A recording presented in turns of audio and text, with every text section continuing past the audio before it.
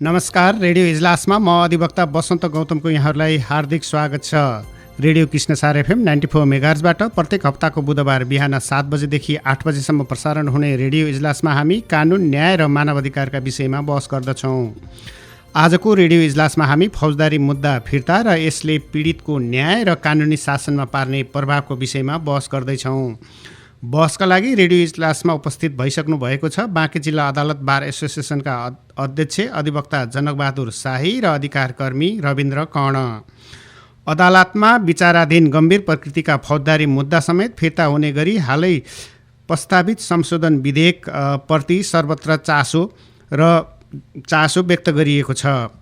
यसमा अधिकारकर्मी र नागरिक समाजका प्रतिनिधिहरूले विज्ञप्ति नै जारी गरेर जस्तोसुकै फौजदारी अपराधको कसुरमा मुद्दा चलाइएका राजनैतिक दल वा समूहका नेता तथा सदस्यहरूलाई शान्तिपूर्ण राजनैतिक मूलधारमा ल्याउने बहानामा जुनसुकै मुद्दा पनि फिर्ता लिई फौजदारी दायित्वबाट उन्मुक्ति दिने उद्देश्यले मुलुकी फौजदारी कार्यविधि संहिता 2074 को दफा 116 मा थप हुने गरी संशोधन विधेयक ल्याइएको छ। पीडकलाई संरक्षण र दण्डहीनतालाई प्रशय हुने गरी ऐन संशोधन नगर्न र पीडितहरूको न्याय र मुलुकको सुशासनप्रति संवेदनशील हुन अधिकारकर्मी र अधिवक्ताहरूले जोड समेत दिएका छन्। उक्त कार्य मानव अधिकार सम्बन्धी विश्वव्यापी घोषणापत्र, नागरिक तथा राजनीतिक अधिकार सम्बन्धी अन्तर्राष्ट्रिय महासन्धि र संविधानको धारा 20, 9 र 21 एवं सम्मानित सर्वोच्च अदालतको संवैधानिक इजलासबाट प्रतिपादित सिद्धान्त समेतको प्रतिलाभ हुने कानुन ल्याउन खोजेको भनेर यसमा टीका टिप्पणी पनि हुने गरेका छन्। राजनीतिको आडमा गम्भीर फौजदारी कसुरमा मुद्दा चलेका व्यक्तिहरूलाई उन्मुक्ति दिने गरी नेपाल सरकारले कानुन निर्माण गर्न लागू गर्नु यो संविधान र कानुनी सिद्धान्तको विपरीत भएको पनि बताइएको छ। यसै सन्दर्भमा आजको रेडियो इजलास कार्यक्रममा हामी फौजदारी मुद्दा फिर्ता र यसले पीडितको न्याय र कानुनी शासनमा पार्ने प्रभावका विषयमा बहस गर्न गइरहेका छौँ। बहसका लागि उपस्थित भइसक्नु भएको छ बाँके जिल्ला अदालत बार एसोसिएसनका अध्यक्ष अधिवक्ता जनकबहादुर शाही र अधिकारकर्मी रविन्द्र कर्ण। रेडियो इजलासमा यहाँहरूलाई हार्दिक स्वागत छ। धन्यवाद। आराम हुनुहुन्छ? आराम छौँ। म चाहिँ रविन्द्र कर्णज्यूबाट सुरुवात गर्न चाहन्छु। यहाँले यो विषय सार्वजनिक हुने बित्तिकै चाहिँ फेसबुक स्ट्याटस र साथीहरूलाई पनि म्यासेन्जरमा यो विषयलाई चाहिँ उठाउनुपर्छ भनेर एउटा समाचार सम्प्रेषण पनि गर्नुभएको थियो। यो किन यो विरोध गर्नुको कारण अथवा यो संशोधित यो विधेयकप्रतिको यहाँको विरोध जनाउनु पर्ने कारण चाहिँ के? धन्यवाद बसन्तजी। अब यसको यो जुन प्रस्तावित विधेयक छ, हजुर, यो फेसबुकमा चाहिँ त्यो समाचारहरू हेर्दै जाँदाखेरि एक ठाउँमा चाहिँ यो संशोधनको एकजना हाम्रो राजु चापागाई वकिल साहबले चाहिँ पोस्ट गर्नुभएको थियो अन्डरलाइन गरेर। त्यसलाई पढ्दाखेरि म चाहिँ एकदमै गम्भीर भएँ र अधिकारकर्मीको नाताले यसमा हामीले चासो देखाउनुपर्छ भनेर नेपालगञ्जमा रहेका अधिकारकर्मीहरू वसन्त गौतम, भोला महत, हाम्रो पूर्व वरिष्ठ उपाध्यक्ष सुनिल श्रेष्ठ लगायतका साथीहरूलाई मैले आग्रह गरेँ फेसबुक मार्फतबाट नै मेसेन्जरमा पठाएर कि यसमा हामीले पनि चासोको विषय हो हाम्रो लागि पनि, किनभने हामी चाहिँ यो सधैँभरि मानवाधिकार उल्लङ्घनको जुन घटनाहरू हुन्छ त्यसमा हामी काम गर्छौँ, त्यसमा हामी पीडितहरूलाई चाहिँ क्षतिपूर्ति र न्याय दिलाउने काम गर्छौँ। यसमा हाम्रो पनि प्रतिक्रिया आउन जरुरी छ भनेर हामी एउटा बैठक बस्यौँ। चासो लिएपछि तत्काल हामी बैठक बस्यौँ र यो महासन्धि जुन छ नि, यो संयुक्त राष्ट्रसङ्घको महासन्धि राजनीति तथा नागरिक अधिकारको ठाडो उल्लङ्घन भएको हामीलाई चाहिँ महसुस भयो र यसले खास गरिकन राज्यले जुन यो आफ्नो प्रस्तावित दफा 64 को यो फौजदारी कानुन कार्यविधि 2074 मा जुन 116 लाई त्यसमा क भनेर थपेको जुन बुदाहरू छन् नि, हजुर, त्यो वास्तवमा धेरै नै आपत्तिजनक छ। त्यो लागू भयो भने देशमा एउटा दण्डहीनताको र अन्य धेरै कुराहरूमा चाहिँ प्रतिकूल असर पर्छ जस्तो मलाई महसुस भयो। हजुर, यहाँसँग म फेरि आउनेछु। बार अध्यक्षज्यू जनकबहादुर शाहीज्यू, यो कानुनी हिसाबलाई हेर्दा यहाँले कसरी हेर्नु भएको छ? धन्यवाद वसन्तज्यू। वास्तवमा हाम्रो नेपालको कानुन हेर्दाका अवस्थामा के छ भने मुलुकी फौजदारी कार्यविधि संहिता 2074 को दफा 116 मा केही मुद्दाहरू यस्ता छन् जुन मुद्दा राज्यले चाहेर पनि फिर्ता लिन सक्दैन, जस्तो नागरिकता सम्बन्धी मुद्दाहरू, भ्रष्टाचार सम्बन्धी मुद्दाहरू, मानवीय जीवन सम्बन्धी मुद्दाहरू, यावत मुद्दाहरू छन् यस्ता जुन मुद्दाहरूलाई जुन कानुनले व्यवस्था गर्यो त्यो कानुन 116 को दफा 116 लाई नै यो सिधै ओभरल्यापिङ गरेर यो कानुन आएको अवस्था छ। त्यो नयाँ संशोधन यो थपिएको जुन बुदा छ नि 116 को क थपिएको अवस्था छ, यसलाई संशोधन भन्ने क्या नयाँ बुदा थपियो, त्यसमा दफा थपियो। त्यो अध्यक्षज्यू यहाँलाई जोड्न लाएँ, पहिलाको व्यवस्था के छ त्यसमा के थप गरियो कृपया प्रश्न पारिदिनु न। पहिलाको व्यवस्थामा चाहिँ म तपाईँलाई के भनेपछि यो के छ भनेपछि हामी कहाँ 116 ले के भन्छ भनेपछि मुद्दा फिर्ताको अवस्था, मुद्दा फिर्ता गर्ने प्रावधान चाहिँ राखे कस्तो अवस्थामा भनेपछि अनुसूची 1 वा अनुसूची 2 अन्तर्गतका कसुरमा अदालतमा एक पटक दायर भइसकेका मुद्दा फिर्ता लिन सकिने छैन भने, एकचोटि दायर भइसकेको मुद्दाहरू फिर्ता लिन सकिने छैन भने। तर जुनसुकै कुरा लेखिएको भए तापनि देखाएको मुद्दा बाहेक अन्य मुद्दाहरू फिर्ता लिन सकिनेछ भनेर भने। देखाएकोमा के देखाएको यी मुद्दाहरू फिर्ता लिन नसकिने मुद्दाहरू के पर्यो भनेपछि झुट्टा राहदानी, नागरिकता, अध्यागमन, भ्रष्टाचार, मानवीय जीवन तथा ओसार पसार, लागु औषध, ओसार पसार, कारोबारो, वन्यजन्तुको अवैध शिकार तथा व्यापार, सार्वजनिक उपभोक्ताको वस्तुमा विष मिसाएको यावत मुद्दाहरू चाहिँ यी फिर्ता लिन नसक्ने मुद्दाहरू हुन्। त्यो बाहेकका पनि केही मुद्दाहरू फिर्ता लिन सक्ने भन्ने चाहिँ अवस्था छ। तर अहिलेको जुन थपिएको जुन कानुनी व्यवस्था छ नि, यो व्यवस्था भनेको व्यवस्थाले के देखायो भनेपछि यो हाम्रो कानुन 116 को दफालाई चाहिँ ओभरल्याप गरेर के कानुन ल्यायो भनेपछि यहाँ एउटा शब्द पर्यो कि एउटा कुरा के शब्द पर्यो भनेपछि मूलत चाहिँ राजनीतिक शान्तिपूर्ण राजनीतिको मूलधारमा ल्याउन मुद्दा फिर्ता लिन सकिने भनेर मुद्दा एउटा थपियो राजनीतिको आडमा। यसमा के लेखियो भनेपछि राजनीतिक प्रणालीसँग असहमत रही हिंसात्मक क्रियाकलाप सञ्चालन गरिरहेका तथा राजनीतिक दल वा समूह शान्तिपूर्ण राजनीतिको मूलधारमा आउन नेपालको संविधान र प्रचलित कानुनको अधीनमा रही शान्तिपूर्ण राजनीतिक क्रियाकलाप सञ्चालन गर्ने प्रतिबद्धता जनाई नेपाल सरकार भनेर चाहिँ एउटा कुरा आयो। र नेपाल सरकार बादी भई चलेका मुद्दाहरू के छन् भनेपछि जुनसुकै तहमा जुनसुकै मुद्दा पनि फिर्ता लिएको अवस्थामा बाधा मानिने छैन भनेर चाहिँ यो व्यवस्था आयो। जुनसुकै मुद्दा जुनसुकै तहमा पनि भनेपछि त यहाँ के देखियो भनेपछि राज्य विरुद्धका मुद्दाहरू पनि फिर्ता लिन सकियो, मानवीय जीवन मुद्दाहरू पनि फिर्ता लिन सकियो, राजनीतिको आडमा हत्या हिंसाका मुद्दाहरू पनि फिर्ता लिन सकियो, जबरजस्तीकरणका मुद्दाहरू पनि फिर्ता लिन सकियो। यो के देखियो भनेपछि कानुन यो देशमा छैन कि कानुनको कुनै कानुनलाई शून्यता अवस्थामा पुर्याउने अवस्था देखियो। एक कानुनलाई नै शून्यता अवस्थामा पुर्याउने राज्यले नेताहरूले चाहेको अवस्थामा सरकारले चाहेको अवस्थामा जुनसुकै पनि मुद्दा फिर्ता लिन सक्ने भनेपछि जुनसुकै मुद्दा पनि फिर्ता लिन बाधा पर्ने छैन भनेपछि त यसले के देखायो भनेपछि कुनै पनि मुद्दा बाँकी रहेन। त्यहाँ जुनसुकै भनेपछि कुनै पनि मुद्दा बाँकी रहेन जुन राज्यको कानुनले निषेध गरेको कार्यलाई अपराध भनिन्छ। अपराध गरिसकेपछि जस्तोसुकै अपराध गरे पनि ती अपराधलाई चाहिँ क्षम्य हुने किसिमबाट मुद्दा फिर्ता राज्यले लिन सक्ने अवस्था देखियो।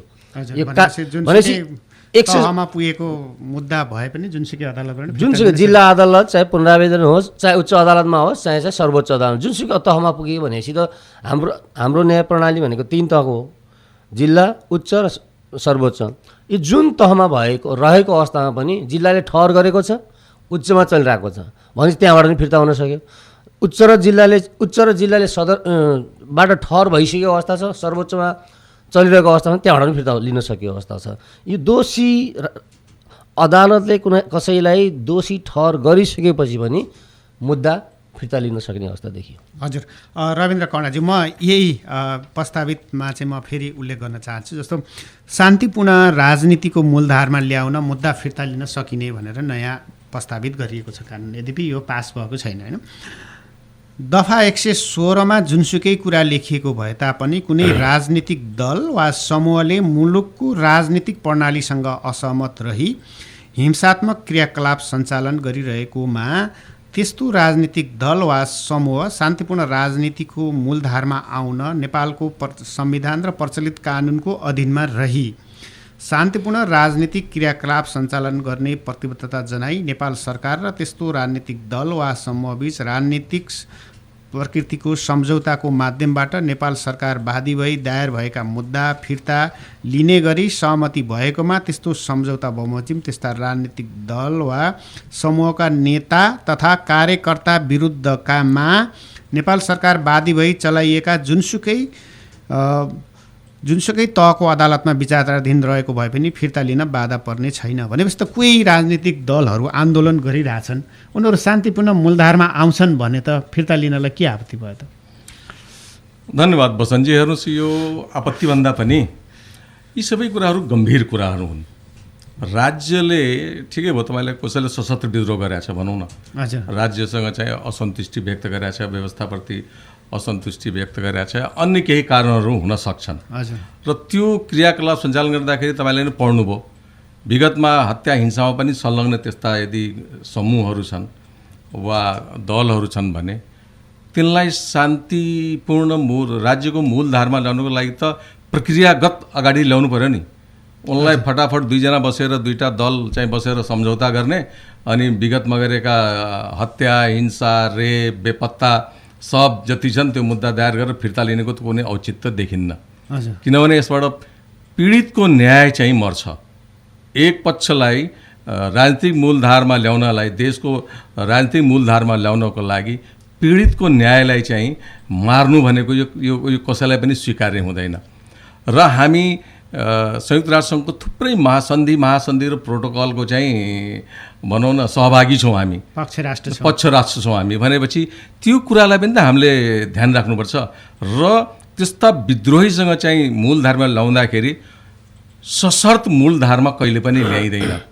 एउटा राजनीतिक प्रक्रिया हुन्छ, राजनीतिक प्रक्रिया अन्तर्गत उनीहरूको एउटा सहमति हुन्छ र त्यो सहमति गर्दाखेरि हत्या हिंसा रेपको जुन हाम्रो कार्यकर्ता छ त्यसलाई पनि क्षमा गरिदिनुहोस्, त्यसको पनि मुद्दा फिर्ता लिनुहोस्, त्यो राज्यले मान्नु हुँदैन भने मेरो मान्यता। जस्तो कोही आन्दोलन भइरहेछ, अशान्ति भइरहेछ भने त कोही मूलधारमा आउँछ भने त उनीहरूलाई पनि त केही मुद्दा नचलाएर एउटा चाहिँ प्रक्रियामा ल्याउनलाई त त्यो पनि गर्नुपर्छ होला नि त देशमा।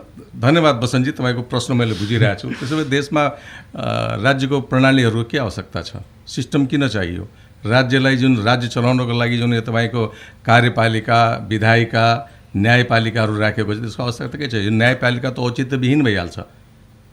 जनतामा अर्कै किसिमको एउटा मेसेज जान थाल्छ, एउटा समूह खडा गर, हत्या हिंसा गर, लुटपाट गर, रेप गर, मान्छे बेपत्ता पार, आफूलाई मन नपरेको मान्छेलाई मारिदेऊ, सरकारसँग सहमति गरेर मूलधारमा आइहाल। यो कहीँ पनि हुन सक्दैन सर।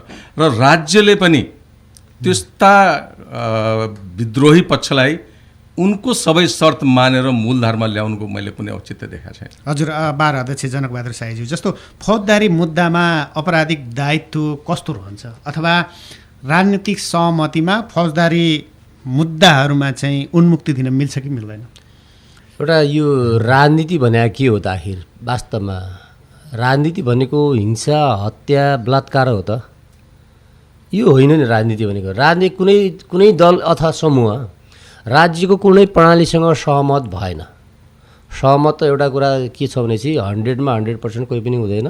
अहिले पनि हाम्रो चाहिँ गणतन्त्र नेपालमा आयो, संसदमा भएका जति पनि दलहरू छन् नि कसैसँग कुनै कुरामा सहमत छैन। हेर्नुहोस्, सहमत नहुँदैमा असहमत हुँदैमा कुनै व्यक्तिलाई टार्गेट बनाएर मार्नु त्यो कि आपराधिक दायित्वबाट उन्मुक्ति हुनसक्छ? कतै हुनसक्छ? त्यो हुन सक्दैन। हेर्नुहोस्, हिजोका विगतका दिनमा हेर्नुहोस् न, आन्दोलन अर्थात् विद्रोहको नाममा राज्यको प्रणालीसँग असहमत भएको नाममा गाउँ गाउँमा व्यक्तिहरूलाई खोजी घर घरबाट निकालेर मारियो। त्यो राज्य विरुद्धको आन्दोलन हो, प्रणाली विरुद्धको आन्दोलन हो। त्यो त एउटा के भनेपछि एउटा समूहको स्वार्थको निम्ति गरिएको आन्दोलन। हेर्नुहोस्, राज्यको प्रणालीसँग असहमत भएर कुनै आन्दोलन हुन्छ भनेपछि राज्य प्रणालीलाई परिवर्तन गर्न खोजिन्छ भने त्यसको नितान्तरमा राज्यसँग मात्र त्यसको लडाइँ हुनुपर्छ, जनतासँग होइन, जनताको बिचमा होइन। जनताको साथ लिएर राज्यको विरुद्धमा आन्दोलन गर्नुपर्छ। यदि राजनीति स्वच्छ राजनीति हो, स्वच्छ राजनीति हो भनेपछि हिजो हेर्नुहोस् तपाईँको तराई जनता मुक्ति मोर्चाको आन्दोलन हेर्नुहोस्, नेकपा माओवादीको युद्ध हेर्नुहोस्, यावत भगत सिंह लगायतकाहरूको चाहिँ हेर्नुहोस् न, कुनै एउटा व्यक्तिलाई टार्गेट बनाएर मारियो। गाविसको सचिवले के राज्यको सबै संयन्त्र उनीहरूलाई पुरा गर्न सक्छ? राज्यको माग गाविसको सबै सचिवले चाहिँ पुरा गर्न सक्छ र उनीहरूको माग?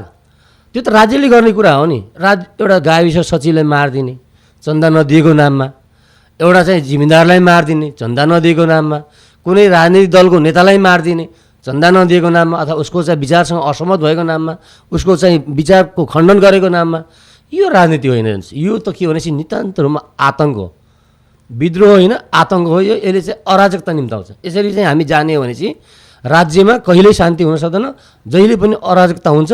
एउटा कुरा कसैले चित्त नबुद्धिमा चाहिँ 10जना खडा गर्ने, 10वटा हतियार त बोर्डर नजिकै छ, बोर्डर खुल्ला बोर्डर छ, जहाँ पनि किन्न पाइन्छ। हेर्नुहोस्, 2जनालाई धम्की दिएपछि चन्दा पनि पाइहाल्छ, 1जनालाई मारिदिए भने झन् घरमै पुऱ्याउन आउँछ होला चन्दा। यो अवस्थाबाट राज्य गुज्रियो भने कहिले देशको प्रगति हुनसक्छ? भनेपछि फौजदारी मुद्दामा चाहिँ मेलमिलाप अथवा उन्मुक्ति दिन सकिँदैन। त्यो त नितान्त, त्यो फौजदारी मुद्दामा उन्मुक्ति कुनै हालमा दिन मिल्दैन, मिलापत्र पनि गर्न मिल्दैन। तपाईँ अहिले छ नि एउटा केही सर्टेन नागरिकसँग जोडिएका केही मुद्दाहरू, फौजदारी मुद्दाहरू मिलापत्र गर्न सक्ने राज्यले चाहिँ अनुमति दिन्छ। सरकारवादी पनि मिलापत्र गर्न सक्ने भन्छ। कस्तो जस्तो छ नि, ठगी मुद्दा, ब्याङ्किङ कसुरका मुद्दाहरू, दुईटा पक्षको बिचमा आर्थिक लेनदेन चहलपहलको कुरा छ नि, सहमति असहमतिबाट ती मुद्दाहरूको सिर्जना भएको अवस्थामा दुईटाको बिचमा एउटा सहमति हुन्छ भनेपछि राज्यमा अनावश्यक मुद्दाको भार बोकिराख्नु हुँदैन भन्ने उद्देश्यबाट ती मुद्दाहरू मिलापत्र गर्न सकिन्छ। नितान्त रूपमा समाज विरुद्धको अपराध छ, एउटा महिला विरुद्धको अपराध छ, कसैलाई रेप गरिएको छ, कसैलाई हत्या गरिएको छ, कसैलाई लगेर चाहिँ एउटा कसै बजारमा बेचिएको छ भनेपछि यस्ता मुद्दाहरू पनि मिलापत्र गर्न सक्छ। यसले त समाजलाई, राज्यलाई भित्रभित्र चाहिँ यसले चाहिँ खोक्रो बनाउँछ। यदि यस्ता हुँदै गयो भने चाहिँ राज्य त दण्डहीनताबाट चाहिँ धेरै अगाडि बढ्छ, दण्डहीनताको पराकाष्ठ नाग्छ यसले। त्यसकारण चाहिँ हामीले कहिले पनि राज्यमा अमन शान्ति कायम गर्नको लागि, सुशासन कायम गर्नको लागि हरेक व्यक्तिलाई कानुनको अधीनमा राख्न जरुरी छ, कानुनको उसलाई पालना गराउनु जरुरी छ। यदि हामीले आज अपराध गरेर भोलि हामी एउटा उन्मुक्ति पाइहाल्छौँ भन्ने एउटा मानसिकताको विकास बढ्यो भनेपछि यसले शान्ति कहिले कायम गर्दैन, राज्यमा जहिले पनि समाजमा अराजकता नै बढाउँछ भन्ने मलाई लाग्छ। हजुर, रविन्द्र कर्णाज्यू, जस्तो विद्रोह गर्ने अधिकार पनि व्यक्तिलाई दिइयो होइन, त्यो चाहिँ एकातिर त्यो दिइयो, अर्कोतिर भनिन्छ द्वन्द्व नापेर गरिँदैन होइन, गाउँमा घुन पनि पिसिन्छ भनेर भन्ने गरिन्छ। के विद्रोह गर्ने अधिकार छ, अब आन्दोलन नापेर हुन सक्दैन पनि भनिन्छ, त्यस्तोमा चाहिँ सबै अधिकारका लागि लडेको लडाइँ भनिन्छ। अब त्यस्तोमा पनि सबैलाई कारबाही गरेर सम्भव हुन्छ अथवा गर्नुपर्छ, के हो? धन्यवाद बसन्तजी, प्रश्न साह्रै राम्रो गर्नुभएको छ। हामी नेपालको सन्दर्भमा कुरा गर्छौँ। हजुर, विश्वमा यस्ता थुप्रै घटनाहरू छन्, थुप्रै विद्रोहहरू भएका छन् जसको सङ्क्रमणकालीन न्यायको लागि त्यो देशमा संयन्त्र छ र आज पनि त्यो पीडितहरू लडाइँ लडिरहेका छन्। त्यसका थुप्रै इक्जाम्पलहरू छन्। तपाईँ इन्डोनेसिया लिन सक्नुहुन्छ, साउथ अफ्रिका लिन सक्नुहुन्छ, ग्वाटेमाला लिन सक्नुहुन्छ, अर्जेन्टिना लिन सक्नुहुन्छ र विगतमा चाहिँ न्युरेनबर्गको ट्रायल पनि एकदमै तपाईँको प्रख्यात छ विश्वमा, एउटा उदाहरणीय कुरो छ होइन। तपाईँले कहीँ न कहीँ गएर न्यायको प्रणालीबाट नै तपाईँको सहमति चाहिँ जान्छ अगाडि। राज्यको चाहिँ मूलधारमा र मूल राजनीतिमा ल्याउनु पऱ्यो भने तपाईँले न्यायसङ्गत रूपमा नै तपाईँ जानुपर्ने हुन्छ। उच्छृङ्खलताका साथ जान कहीँ पनि मिल्दैन, कहीँ पनि यसलाई राज्यले कहिले पनि यसलाई चाहिँ प्रश्रय पनि दिनु हुँदैन र अनुमति पनि दिनु हुँदैन जस्तो मलाई लाग्छ। र नेपालको सन्दर्भमा कुरा गर्ने हो भने यस्ता विद्रोह त भए, भनौँ न अहिले माओवादी कालको जुन यो एउटा विद्रोह थियो या जुन मधेस आन्दोलन भयो, यसको त हामी भनौँ न हामीहरूले प्रत्यक्ष आँखाले हेरेको र भोगेका छौँ, यहाँका जनताहरूले भोगेका छन्। र यसमा थुप्रै उदाहरणहरू छन् जुन पीडित भनौँ न व्यवस्थाका नाममा चाहिँ अनाहक रूपमा चाहिँ जनताहरू चाहिँ मारिएका छन्। उनको कुनै कसुर छैन, कहीँ कुनै संलग्नता छैन। जासुसी गरेको नाममा, चन्दा नदिएको नाममा, जनकजीसम्म धेरै कुरामा सहमत छु उहाँले भनेको त्यो कुराहरूमा। जनता कहाँ दोषी थियो, तर मारियो होइन। र न्यायको प्रक्रिया अझ 17 वर्ष भइसक्यो, त्यसको कुनै टुङ्गो छैन। विगत 1.5-2 वर्षदेखि तपाईँको 2टा संयन्त्र बनाएको छ, बेपत्ता आयोग र सत्य तथ्य त्यो आयोग चाहिँ बनाएको छ। त्यसको कुनै त्यो एकदम निष्क्रिय छ, मुद्दाहरूको च्याङ ल्याएको छ, त्यसको कुनै अनुसन्धान छैन होइन। भनेपछि यो सङ्क्रमणकालीन न्यायमा नगएर तपाईँले यस्तो यो प्रस्तावित विधेयकलाई पास गरिदिनु भयो भने त्यसो भए त पीडितहरूको न्याय कहाँ जान्छ?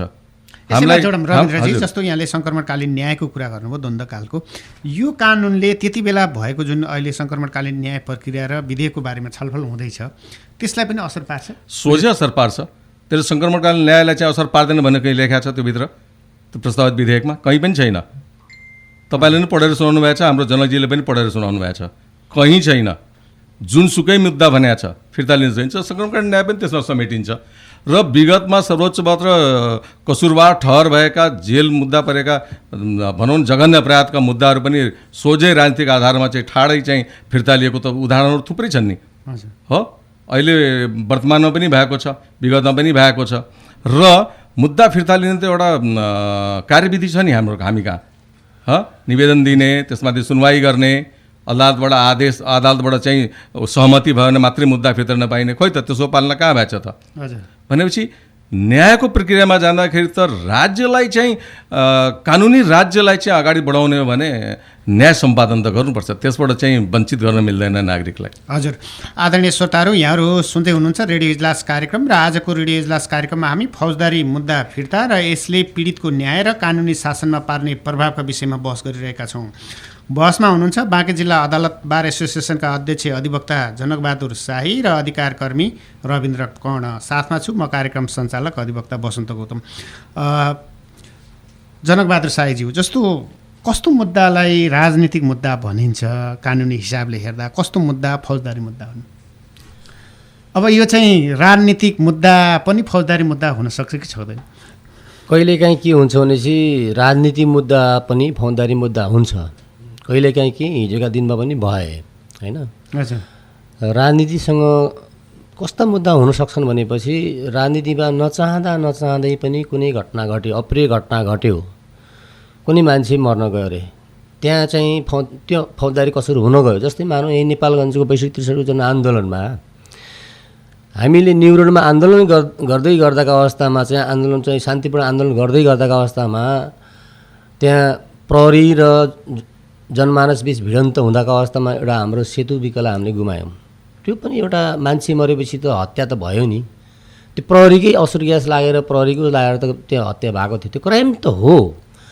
तर नितान्त रूपमा त्यो के छ, राजनीतिक आन्दोलनको क्रममा, शान्तिपूर्ण आन्दोलन गर्ने क्रममा झडप भएर एउटा चाहिँ काबुभन्दा बाहिर गएको अवस्था हो त्यो एउटा। र अर्को कुरा क्राइम भनेको के हुन्छ भनेपछि नितान्त रूपमा एउटा अपराधका तत्त्वहरू छन् जसको चाहिँ सबभन्दा पहिला के हुन्छ मनसाय, तयारी, त्यसपछि एक्सन र पूर्णता, कार्यको पूर्णता। यी चरणबद्ध तरिकाले गरिएका जुन कार्यहरू हुन्छ नि, यी अपराधलाई चाहिँ राजनीतिसँग गाँच्न मिल्दैन। हेर्नुहोस्, जस्तो चाहिँ एउटा कुनै मैले कुनै व्यक्तिलाई मार्ने योजना बनाउँछु, मानसिक रूपमा म तयारी हुन्छु र त्यसको लागि मैले तयारी गर्छु, हतियार लिन्छु, अर्थात् चाहिँ सशस्त्रसँग उसको घरमा प्रवेश गरेर उसलाई प्रहार गर्छु र उसलाई मार्छु भने चाहिँ त्यो नितान्त रूपमा राजनीतिक हुन सक्दैन, त्यो अपराध नै हो, फौजदारी अपराध नै हो। विगतका दिनमा भयो, हेर्नुहोस्, चन्द्रा लिने नाउँमा फलाने ठाउँमा हामी जाने, त्योसँग डिमान्ड गर्ने, यति दिनको टाइम दिने, यदि दिएन भने त्यसलाई हत्या गर्ने भन्ने किसिमबाट तयारीका साथ कसैलाई मारियो, हिजो मारियो, त्यो के भने विचार राखेकै आधारमा मारियो भनेपछि ती चाहिँ त्यसलाई राजनीतिक चाहिँ त्यसलाई त्यसमा भनेपछि अपराध हुनलाई यहाँले भन्नुभयो अपराधिक कार्य र मनसाययुक्त दुई तत्त्व समावेश हुने गरी भएको मुद्दा चाहिँ फौजदारी नितान्त। अब यहाँ छ नि राजनीतिक आन्दोलन गर्ने अधिकार दियो भन्छ नि, अधिकार संविधानले अधिकार त कसैलाई मार्ने अधिकार दिएको छैन। राजनीतिक आडमा शान्तिपूर्ण चाहिँ आन्दोलन गर्ने अधिकार दिएको छ। आफ्नो अधिकारको प्रयोग गर्दा आफ्नो अधिकारको हनन नहुने कुरा, आफ्नो अधिकारको माग गर्नको लागि अरूको अधिकारलाई कुनै किसिमले असर नपर्ने किसिमबाट आफ्नो अधिकारलाई चाहिँ अगाडि राख्ने हो। यहाँ त के छ, आफ्नो अधिकारको लागि आफ्नो कथित अधिकार भन्छु म त अझ अरूलाई मार्दै जाने अनि मार्दै जाने, सुताउँदै जाने, अनि त्यहाँबाट त्यो माथिबाट हिँड्दै जाने, यो प्रक्रिया यो पद्धति त यो अपराध नै होइन। कसैलाई लडाउँदै जाने, त्यसलाई मार्दै जाने, त्यसैमाथि टेक्दै अगाडि बढ्ने हो भने त त्यो मान्छेलाई त्रसित बनाउँदै जाने, उसलाई त भयावह बनाउँदै, समाजलाई भयावह बनाउँदै जाने। अनि राजनीतिक आन्दोलनमा हिंसा, हत्या हिंसाको त्यहाँ चाहिँ मान्य हुन सक्दैन हेर्नुहोस्। कुनै पनि राज्यको कानुनले राजनीतिकमा हत्या हिंसालाई समावेश गरेर कानुन बनाएको छैन विश्वमा कुनै पनि। र हामी छ नि, एउटा हाम्रो कानुनको सिद्धान्त के छ भनेपछि फौजदारी कानुनको सिद्धान्त के हो भनेपछि कानुनको पश्चादर्शी असर हुँदैन। तर अहिलेको आएको जुन 116 क जुन थप्यो नि, हेर्दाको अवस्थामा चाहिँ पश्चादर्शी असर नभयो जस्तो छ। तर यहाँ पश्चादर्शी असर लुकेको छ। हेर्नुहोस् किन लुकेको छ म भन्छु तपाईँहरू। एउटा कुरा, हिजो 5 वर्ष अगाडि 2 वर्ष अगाडि कुनै घटना घट्यो अरे, आज बनेको कानुनले त्यसलाई समेट्दैन। पश्चादर्शी असर भने त्यो हो। तर यो कानुनले कसरी समेट्यो भनेपछि हेर्नुहोस् न, तपाईँ जुनसुकै तहमा रहेको जुनसुकै मुद्दा पनि फिर्ता गर्न सकिने भनेपछि त 2 वर्ष अगाडि घटना घट्यो, त्यो मुद्दा रनिङ भइरहेको छ, चलिरहेको छ, विचाराधीन अवस्थामा छ भनेपछि अहिलेको जुन कानुन छ नि त्यसले चाहिँ फिर्ता लिन सक्यो भनेपछि त पश्चादर्शी असर हुने किसिमबाट कानुन आयो नि त। फौजदारी कानुनको सिद्धान्त विपरीत गऱ्यो भने यो कानुन आयो। यो देशको ऐतमा त छ, विश्व फौजदारी मान्यताको विपरीत पनि आयो कानुन। जुनसुकै अवस्थामा जुनसुकै तहमा रहेको कानुन अवस्थामा पनि फिर्ता लिन सक्ने। जिल्लाबाट सर्वोच्चमा पुग्दाखेरि कम्ती मुद्दा 6-7 वर्ष लाग्छ, सर्वोच्चमा रहेको अवस्थामा पनि फिर्ता लिन सक्यो भनेपछि त विगतको घटनालाई शुद्ध यसले चाहिँ निम्त्याउने किसिमबाट चाहिँ आयो यो कानुन। हजुर रविन्द्र कर्णाज्यू, जस्तो यसैमा कुरा गरौँ, कस्तो मुद्दाहरू, राजनीतिक मुद्दाहरू पनि कसैलाई आस्थाको आधारमा अथवा विचार राखेकै आधारमा मुद्दा लगाएको उदाहरणहरू पनि हेर्छौँ हामी। समग्रतामा यो कुरालाई नहेरौँ, कस्तो मुद्दालाई राजनीति भनिन्छ होइन, कस्तो मुद्दा चाहिँ नितान्त फौजदारी हुन्, कस्तो मुद्दा राजनीति हुन्? धन्यवाद बसन्तजी। फेरि पनि तपाईँको यो जुन परिभाषाको कुरा गर्नुभयो नि, हजुर, त्यसमा चाहिँ आपराधिक क्रियाकलाप त बिल्कुल हुन सक्दैन। तपाईँले आन्दोलन गरिरहँदाखेरि दुई पक्ष त्यहाँ हुन्छ, राज्य पनि त्यहाँ हुन्छ। हामीले विगतमा हेऱ्यौँ, किनभने कसैलाई चाहिँ विचार राखेकै आधारमा सार्वजनिक सुरक्षा ऐन अनुसार थुप्रोलाई डिटेन गरियो होइन, गैरकानुनी थुनामा राखियो। कसैलाई चाहिँ देशद्रोह राजद्रोहको मुद्दा पनि लगाइयो, उसले विचार राखेकै कारणले गरियो। त्यस्तोलाई त फौजदारी मुद्दा भनेर सजाय गर्न मिल्दैन होला नि त। फौजदारी मुद्दा हो कि होइन भन्ने कुरो ठहर त हुनु पर्यो पहिला। खै त हाम्रो नेपालमा अहिलेसम्म चाहिँ अनुसन्धानको प्रक्रिया कहाँ पुगेको छ? तपाईँ हामी सबैजना अधिकारकर्मी हो, तपाईँ हामी भुक्तभोगी। तपाईँले भन्न खोज्नु भएको राजनीतिक मुद्दा कुन हो, फौजदारी मुद्दा भने छुट्याएर स्पष्ट परिभाषा पनि गरिएन भन्न खोज्नुभयो? होइन, मेरो भनाइ के हो भने राजनीतिक मुद्दा राज्यले दायर गरेको मुद्दा राजनीतिक मुद्दा हुन्छ, सरकारवादी मुद्दा हुन्छ। जहिले पनि राज्यले हो आन्दोलन गरिरहेको या भनौँ न केही कुरामा चित्त नबुझेको व्यक्तिहरू मुद्दाका चाहिँ दर्ता गर्दैनन् हो। र यो दुइटैको बिचमा चाहिँ जसले चाहिँ आन्दोलन गरिरहेछ उनै दोषी हुनुपर्छ भन्ने पनि छैन। जस्तो शान्तिपूर्ण आन्दोलन भइरहेछ, राज्यले बल प्रयोग गर्दाखेरि थुप्रै प्रोटोकलहरू छ, त्यो बल प्रयोग गर्दाखेरिको सिद्धान्त छ त हो। यी सब कुराहरूलाई राज्यले ध्यान पुर्याएको छ कि छैन हो, त्यो अनुसन्धानको विषय हुनसक्छ। दोषी के विद्रोही मात्रै हुन्छ, दोषी राज्य पनि हुन्छ। न्युरेनबर्गको जुन ट्रायल थियो त्यसमा राज्य पक्षका मान्छेहरूलाई दण्ड दिएको थियो भने चाहिँ हामी कहाँ त्यस्तो अहिले के पनि देखाएको छैन। यसैमा यहाँले कुरा उठाइहाल्नुभयो, जस्तो विगतको द्वन्द्व अथवा सशस्त्र द्वन्द्व कुनै पनि देशको, त्यसमा चाहिँ राजनीतिको नाममा अपराध, फौजदारी अपराध भएर सजाय भएका उदाहरणहरू छन्। न्युरेनबर्ग मैले भने त तपाईँलाई, त्यसबाहेक अरू घटनाहरू जस्तो नेपालको सन्दर्भ त्यसलाई कसरी जोड्न सकिन्छ? साउथ अफ्रिकामा छ, अर्जेन्टिनामा छ, ग्वाटेमालामा छ, गएर हेर्नुहोस् थुप्रै घटनाहरू छन्। राज्य पक्षका मान्छेहरू दण्डित भएका छन्।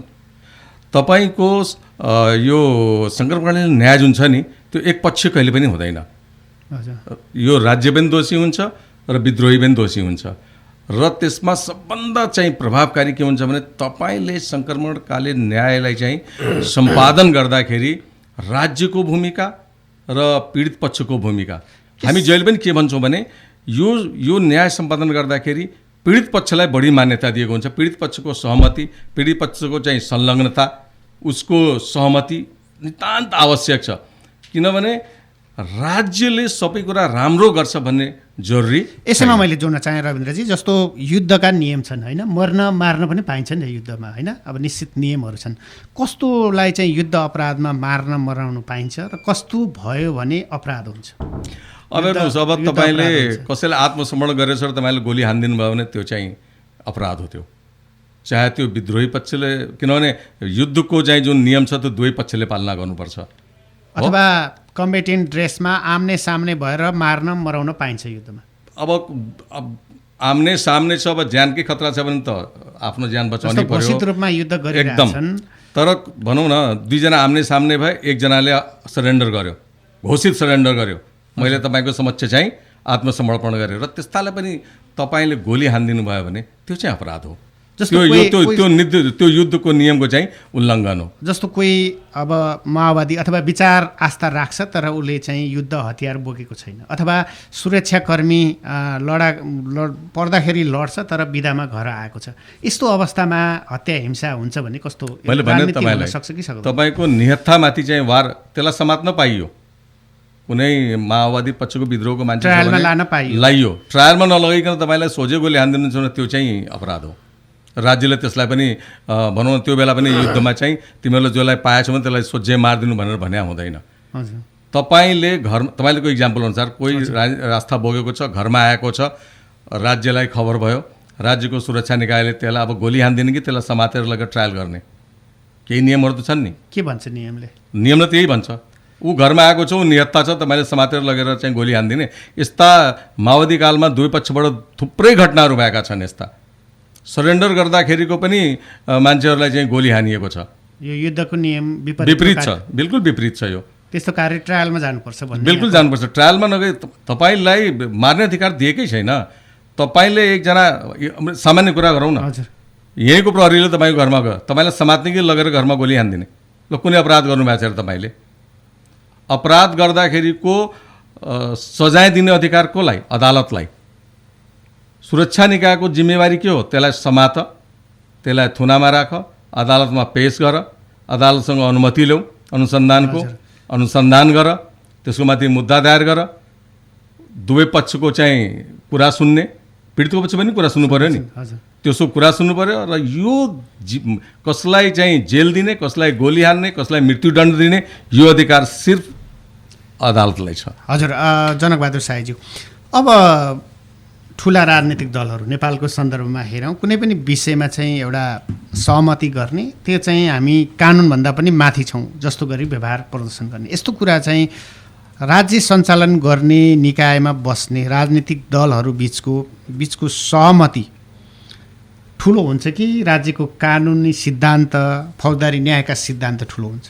एउटा कुरा के हो भनेपछि हामीले निश्चित रूपमा यो राजनीति त अलि माथि नै हुन्छ, तर बनिसकेको कानुनभन्दा हुँदैन माथि। कानुन राजनीतिले नै बनाउने हो, कानुन सक्छन् त राजनीतिले गर्ने हो, सबै कुरा राजनीतिले गर्ने हो, तर बनिसकेको कानुनको अन्डरमा रहेर गर्नुपर्छ। जस्तो बनाउँदा पनि कानुनी सिद्धान्त, मूल्य मान्यता सबै म आउँदैछु। जस्तो भन्नुभयो नि यो अपराध मान्छे मार्ने कुरा, हाम्रो संविधानले त कुनै पनि मान्छेलाई मार्नु हुन्न भन्ने कुराको परिकल्पना गरेको छ, कसैलाई फाँसी दिनु हुँदैन भनेर परिकल्पना गरेको छ।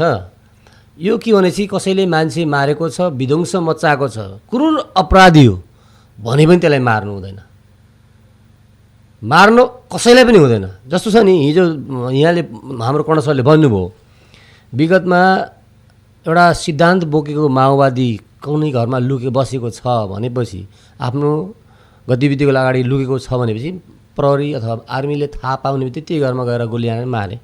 निश्चित रूपमा त्यो त अपराध हो नि, सुनियोजित तरिकाले गएर उसलाई खोजेर मारेको अवस्था छ।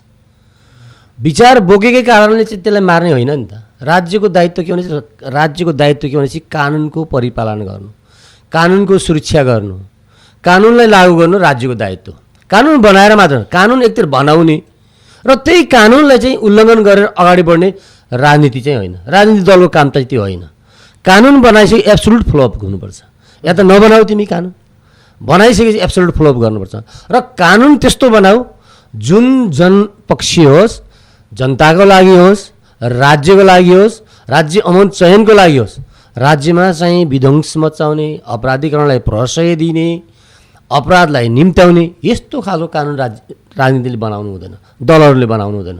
त्यो दलहरूको लागि चाहिँ भोलि घातक हुनसक्छ। अहिले छ नि यहाँ विभिन्न केही समूहहरू राज्यको मूलधारभन्दा बाहिर छन्। अझै पनि ती मूलधारमा हामी आउँछौँ, हाम्रो मुद्दा फिर्ता ल्याइदेऊ भनेर एउटा प्रस्ताव, उनीहरूको चाहिँ डाइलग चलिरहेको अवस्था छ। डाइलग चलिरहेको छ नि त। जस्तो मानौँ विप्लवका कुराहरू गरौँ, हिजो भगत सिंहलाई राज्यले ठगेकै हो वास्तवमा। ऊ चाहिँ मूलधारमा आउँछु, मेरो मुद्दा फिर्ता एउटा राज्यले नेगोसिएसन गरेर ल्यायो नि त, सट्ट लाएर मुद्दा चलाइदियो। अहिलेसम्म बिचारा भन्छु म त। वास्तविक उहाँ राज्यले ठगेको हो। उहाँ मूलधारमा आउन खोज्नुभयो हो नि त। यदि खोइ त कानुन हो नि त उहाँले चाहिँ सबै शस्त्र तोडेर चाहिँ मूलधारमा आउनुभयो। तर अदालतले कानुनभन्दा बाहिर माथि जान सकेन, मुद्दा चलाए राज्यले। या त्यतिखेर उहाँले जब सम्झौता गर्ने बित्तिकै उहाँलाई त्यही किसिमको व्यवहार गर्नु पर्थ्यो, गरेन। तर उहाँले पनि गरेको कार्य त ठिक थिएन नि त। किन ठिक थिएन भनेपछि उहाँले गरेका गतिविधि गलत भएको कारणले राज्यले भनेपछि एब्सोल्युट कानुनलाई चाहिँ फ्लोअप गर्यो। मानौँ कोही शान्तिपूर्ण राजनीतिमा आउँछ भने पनि त्यसको विगतको आपराधिक क्रियाकलाप गम्भीर छ, फौजदारी अपराध गरेको छ भने उनीहरूलाई कानुन दायरामा ल्याउनुपर्छ। निश्चित रूपमा उसले गरेका कार्यहरू राज्य विरुद्ध छन् भनेपछि निश्चित रूपमा उसलाई कानुनको दायरामा ल्याउनुपर्छ। जस्तो चाहिँ मैले भने नि, हिजोको यदि माओवादीलाई खोजी मारियो हो, माओवादीले पब्लिकलाई पनि मारे, आर्मीलाई पनि मारे भने खोजी जसले मारेको हो नि, चाहे माओवादी होस् चाहे राज्य पक्ष हो, तिनीहरूलाई पनि कारबाहीमा ल्याउनुपर्छ। उनीहरूले कानुनको दायरामा ल्याउनुपर्छ। मार्न त कसैलाई पाइँदैन नि त, मार्न कसैलाई छुट छैन। राज्यको कानुनले कसैलाई पनि मार्ने छुट दिएको छैन। र त्यो कानुनको परिपालन गर्ने दायित्व राज्यको हो। जुन राज्य आफै अपराध गर्दै हिँड्छ भने चाहिँ त्यो राज्यका संयन्त्रभित्रमा बस्ने व्यक्तिको नियत माथि प्रश्न चिन्ह खडा हुन्छ। उनीहरूको अपराधिक मानसिकताबाट चाहिँ त्यो कार्य भएको हो भन्ने कुरालाई चाहिँ विश्वास गर्नुपर्छ। हजुर रविन्द्र कर्णज्यू, हामी कार्यक्रमको अन्तिमतिर आइसकेका छौँ। अबको निकास के? राज्यले अथवा राजनीतिक दलहरूले यस्तो कानुन ल्यायो भने यसले कस्तो परिणाम निम्त्याउँछ? त्यसमा चाहिँ राज्य र राज्यको राष्ट्रिय अन्तर्राष्ट्रिय दायित्व कस्तो बहनुपर्छ? जवाफदेहिता के हुन्छ?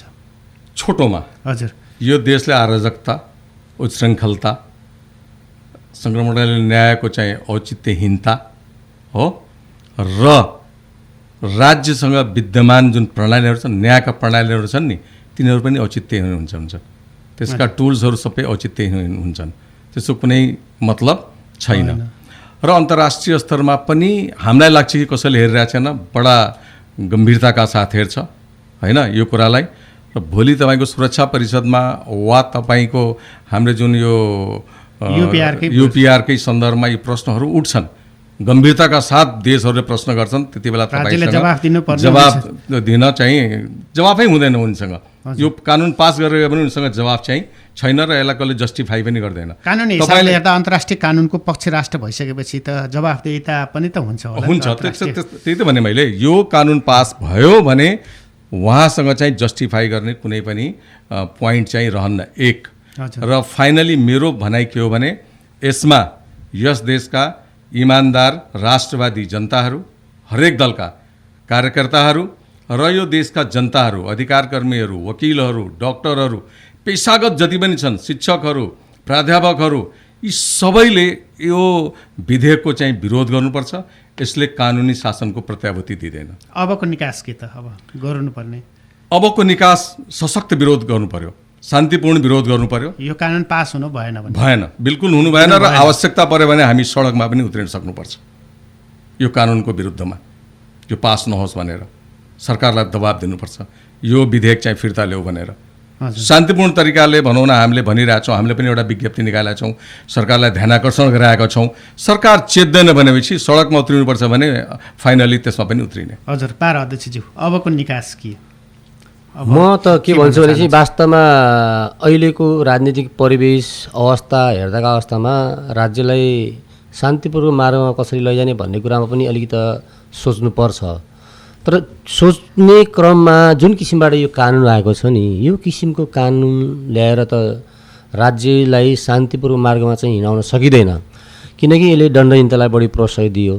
र यहाँ जुनसुकै मुद्दा पनि भनेको अवस्था छ नि, जुनसुकै मुद्दा भन्ने जुन शब्द छ यसलाई अलिकति परिमार्जन गरेर केही सर्टेनको केही सामान्य राजनीतिसँग गाँसिएका मुद्दाहरू छन् भनेपछि ती मुद्दाहरू फिर्ता लिने किसिमबाट विधेयक बनाउँदा पनि केही त्यति अप्ठ्यारो नपर्ला।